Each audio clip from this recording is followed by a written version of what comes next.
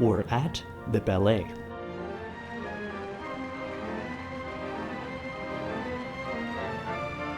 There's color, beauty, and brilliant dance. A witch's curse and true love's kiss.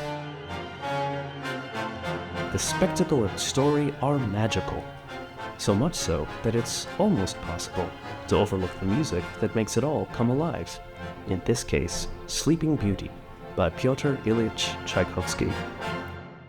Well, we here at the Atlanta Symphony Orchestra are here to fix that. This concert presentation of Sleeping Beauty is one of two programs this season, the other being Richard Wagner's Ring Without Words, in which we bring you the score of a musical drama on its own merits. What's left? Well, really, almost anything you want. You could follow along with the story of the ballet if you'd like. You can think up your own story as you listen. Or you can simply enjoy the music itself. Its composer certainly did. Tchaikovsky wrote in a letter of 1890, "Isn't The Sleeping Beauty perhaps the best of all my compositions?" Tchaikovsky was far and away the most revered Russian composer by the time he was approached in 1888 about writing a ballet based on the legend of Sleeping Beauty. In the version by French author Charles Perrault, who is often credited as the inventor of the fairy tale genre, the story gave him a canvas to portray a mighty array of characters. Perrault's telling includes not only the story's usual cast, but various other storybook characters as well. Cinderella, Little Red Riding Hood, Tom Thumb, and others, the whole fairy tale cinematic universe, if you will. Tchaikovsky clearly relished the assignment. Listen, for instance, to the biting caricature in Tchaikovsky's theme for the evil fairy, Carabosse.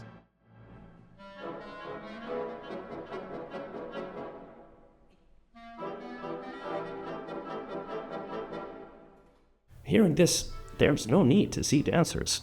We understand exactly who this character is, what she looks like, and how she moves. And the great climaxes, like the Rose Adagio, are as powerful and passionate as anything in Tchaikovsky's symphonies.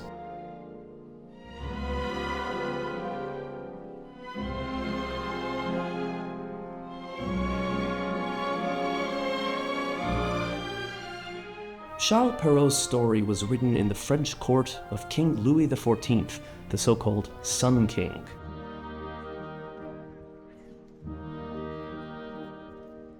And Tchaikovsky's ballet was premiered at the court of another autocrat, the Russian Tsar Alexander III, who was a patron of the ballet.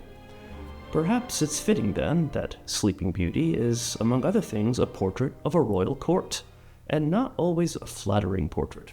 There are a king and queen who don't quite know what they're doing. They also display downright cruelty towards their people. We see the king condemning peasant women to death for the crime of simply owning sewing equipment, which he's outlawed. Some of that may have hit a bit too close to home for Tsar Alexander. After the premiere of Sleeping Beauty, Alexander summoned Tchaikovsky to his imperial box at the ballet. Tchaikovsky eagerly climbs the stairs to greet the Tsar, only to be received by two icy words. Very nice. Ultimately, the Tsar needn't have worried. Sleeping Beauty is pure fantasy, in which the rules of time and logic don't apply. An irate fairy casts a curse, a good fairy softens it, a princess pricks her finger, and an entire kingdom falls asleep for 100 years, only to be magically awoken, apparently having not aged a day, when Prince Desiree wakes beautiful Aurora with a kiss. It doesn't really make sense, but surely that's part of the magic. After all, what would you want Sleeping Beauty to be, if not a dream?